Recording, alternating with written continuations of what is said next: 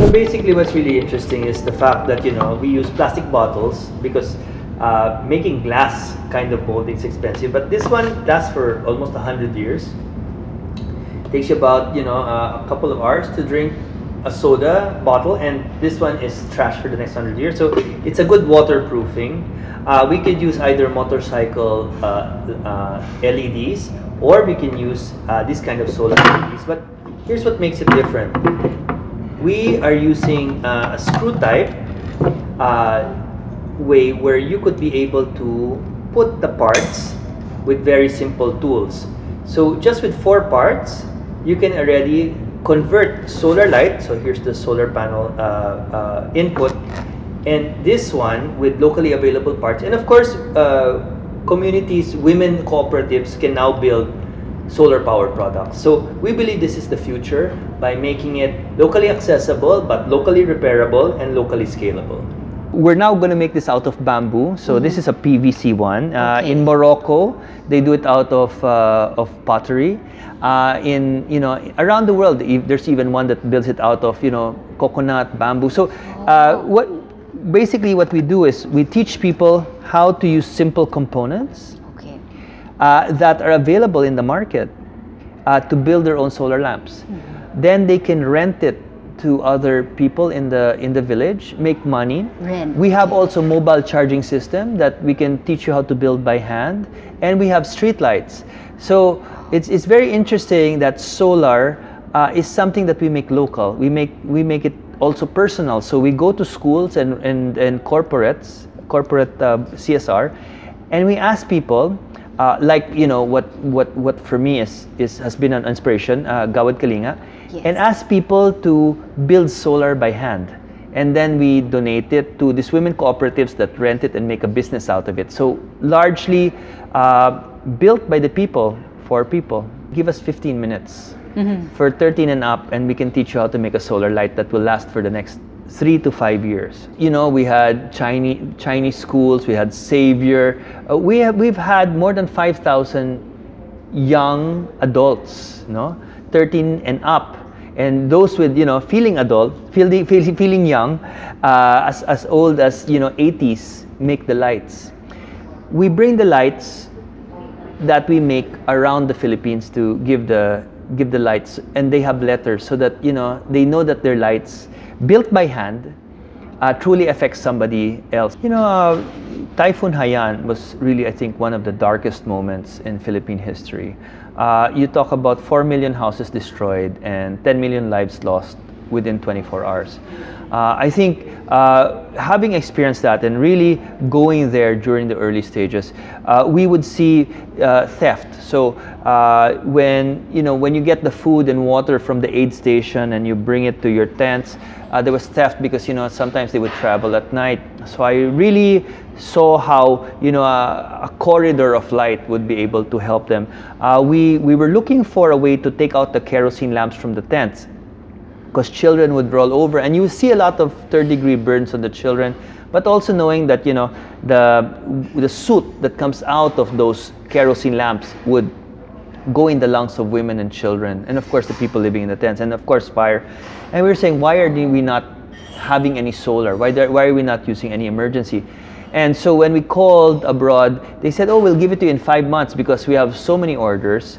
And I said, 5 months, it's too late and too little. Why don't we build it? Why don't we teach the very people that need it to build it? Why don't, there was a work for pay. And so we said, why don't we, instead of them just cleaning up, why don't we help them do solar lights, make a business out of it, help them fix, repair, and scale. So they said, oh, it's complicated. And I said, no, actually solar is pretty easy, except that everything comes in microcircuits where it's impossible to repair. Why don't you do it by hand? Why don't we put the power not in companies or donations, but why don't we put it in the hands of the people? And who knows, the next Haiyan, no?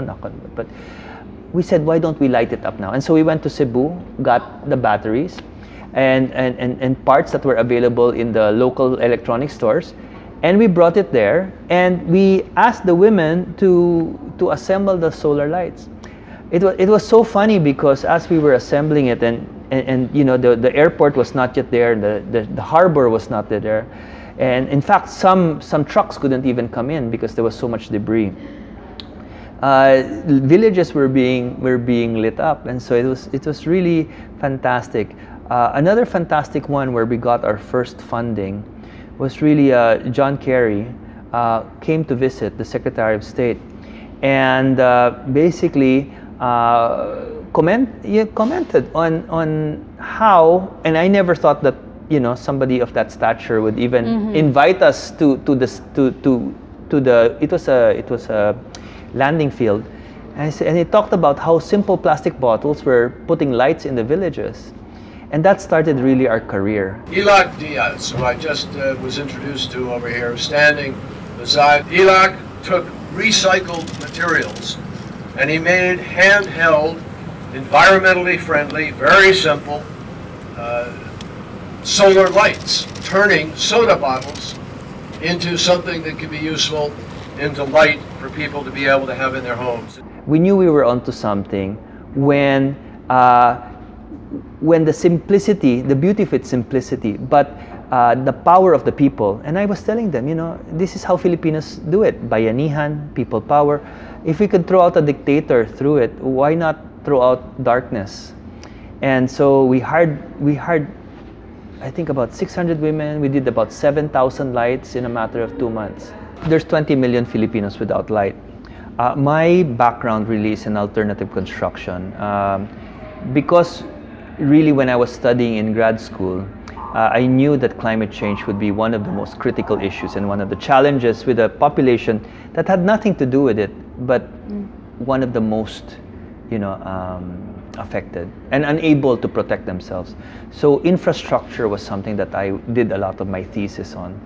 And so I built communities out of bamboo, schools, earthen construction, one of the first earthen construction in the country, plastic bottle buildings, really trying to figure out, with so much destruction, how do you rebuild? But not only that, in schools, we would have the parents bringing the children to school, and so I wanted to not only give the children light, but I also wanted the parents to have jobs, especially the women. And so when they brought their children to school, it would give me an opportunity to teach them how to make solar lights, to bring back. Then I thought, maybe I can do something more, like a business. So I would lend 10 to 20 solar lamps. They keep the panel, but then they would now rent out the solar lights to others. Very, very cheap sum, like 5 pesos a week. Wow. So income started happening. Then whenever something broke, because they built it by hand, they knew how to repair it. So they never came back to me and said, you know, may guarantee ba to? There's no such thing as guarantee on a village. So they would make it. And then I started questioning, like, all this talk about, is solar something that you can do in a village? Can it be quality? And then I realized that there was such a thing. They actually make it really well because social capital. If you rent a light and it's not built properly by hand and it breaks, your neighbor will start talking badly about you. Right. You rented it to me at 5 pesos and it's not working. Like 2 of my days it's not working. And you know, these are people that live in the villages, no? In the mountains. And so social capital guaranteed me that the product was done correctly. How do we bring it to all the villagers out there? Their husbands would come to Manila with vegetables or fish, and then go back with empty crates back to the villages. So we would get orders, and then we would put it, of course we'd wrap it in plastic, and then the parts are delivered to the villages. The women make it, and after 60 to 90 days we would get our money back all the time. So solar built on a village level, the supply chain used by, you know, their husbands that bring products to Manila and go back with empty crates, was a good way to bring it. Villagers, women cooperatives that built the lights by hand was a reliable, you know, manufacturing base, if you want to call it, but it was all powered with a grassroots way. So for us, we said, you know, how do you light 20 million Filipinos or even 1.2 billion people around the world? Well, don't just wait on companies or don't just wait on donors or manufacturers. put the power in the hands of thousands of people, just like we've learned here in the Philippines. So we have to DIY. We don't have funding, so we empower them to look for their own funders. So, but the interesting thing there is we're now in 30 countries. We have more than 1 million houses lit. We have 2,700 young people from these 30 countries.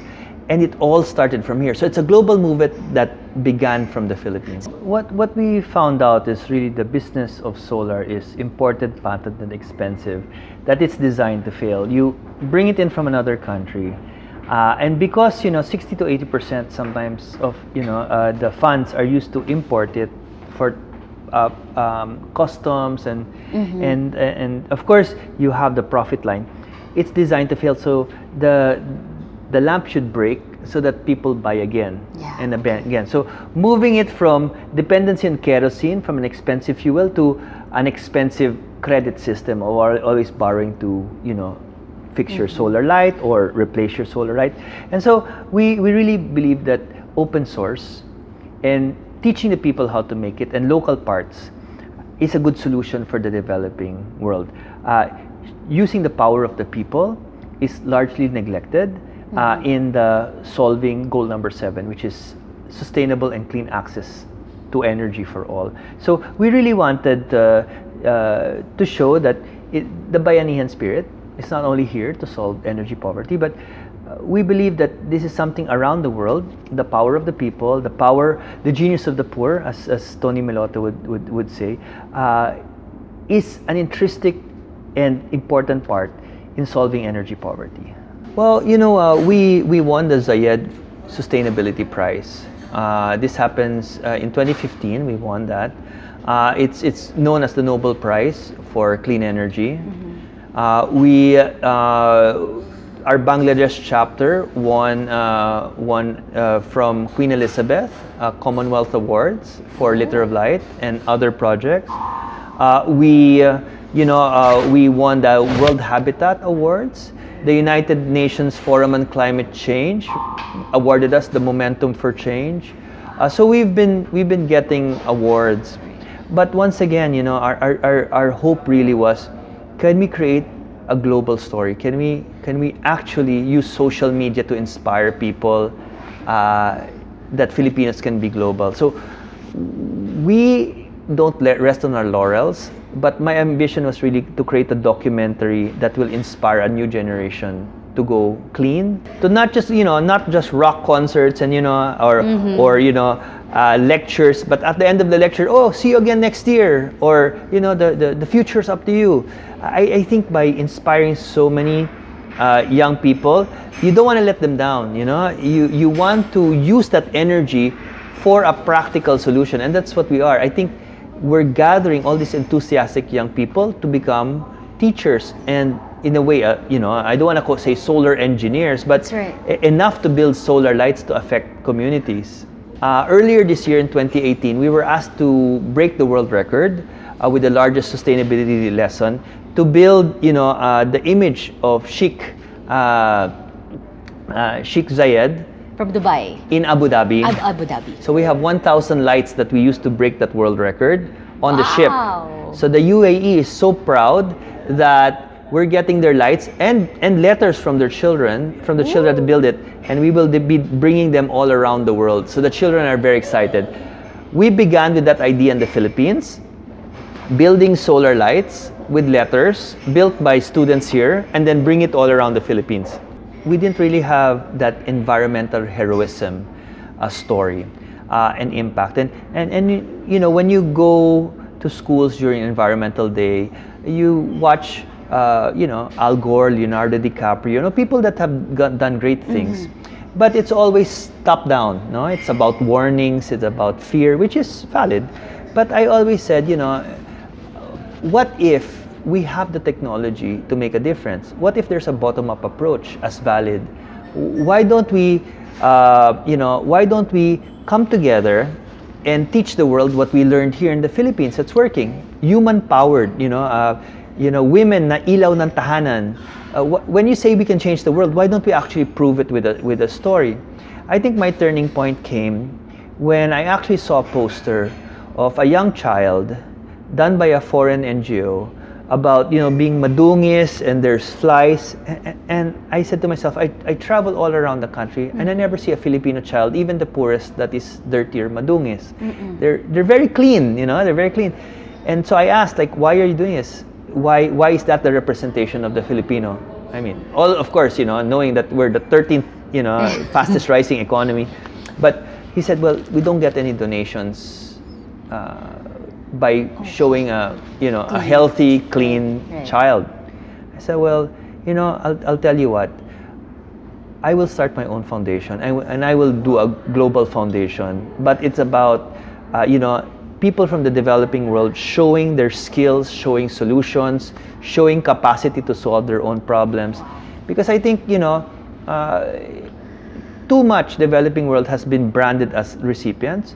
What if I could just create even a simple solution, even with plastic bottles, where we could show that we can be global benefactors, that with our skills and our ideas, we can light homes. It might not be the way that, you know, the narrative that the Western model of donation might be, which is just donate, but we wanted something different. You know, I made a study, you know, worked with a study, and there's a paper by OCHA, UN OCHA, not mine. But it says 60 to 80% of humanitarian aid is logistics.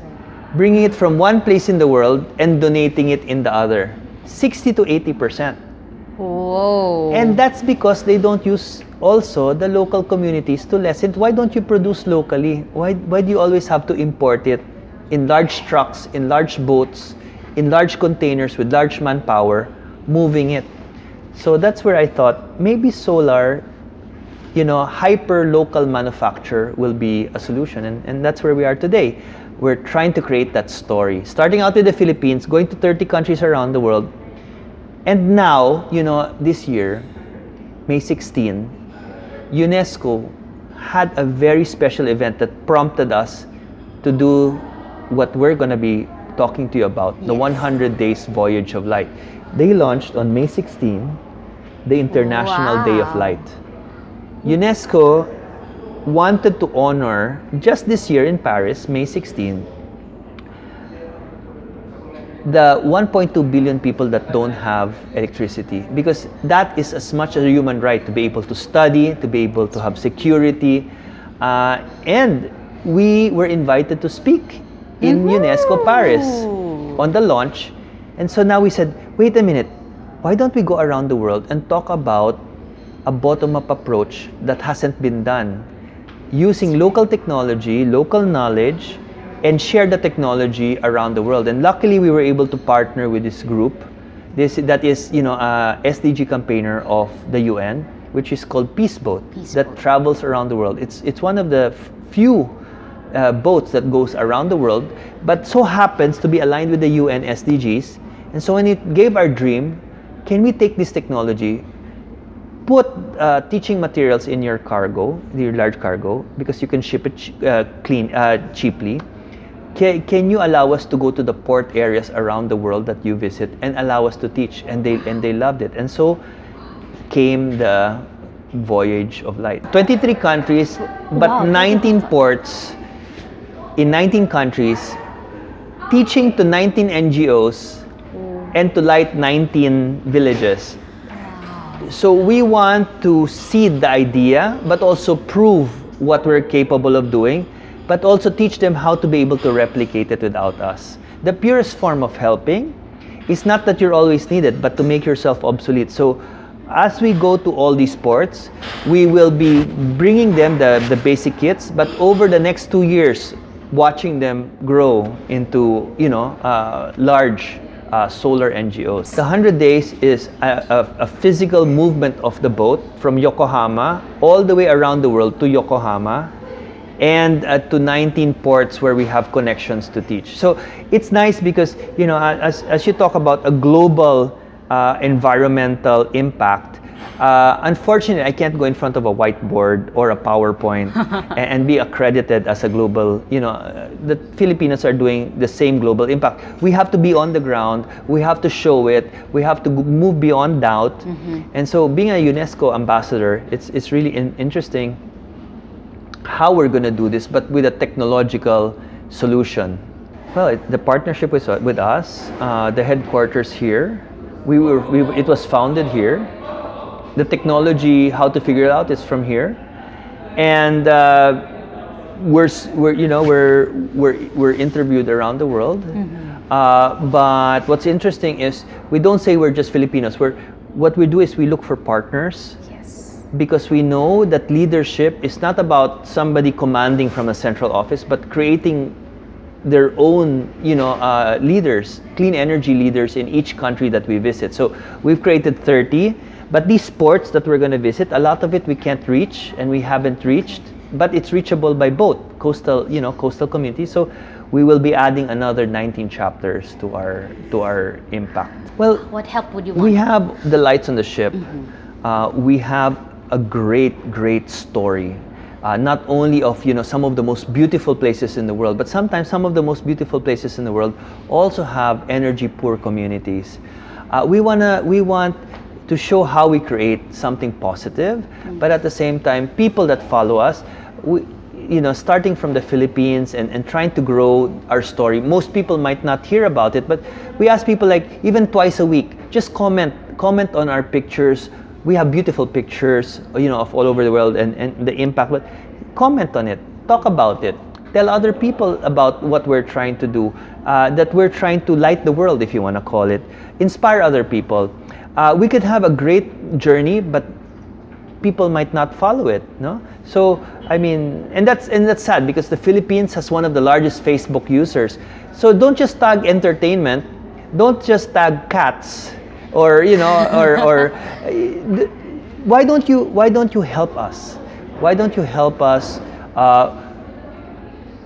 And our sacrifice, if you want to call it, and our years of preparation, and in fact, I don't know how long before somebody else can make something of this nature.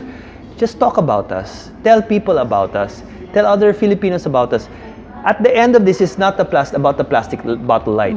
That we want to make that clear. It's to inspire other Filipinos who might have technologies that make a difference, who might want to help other people, who might want to be involved with the Sustainable Development Goals, to move, to create action. So we need not a liter of light and not one spokesperson, but we need an army of people to make a difference in society. And so that's our output.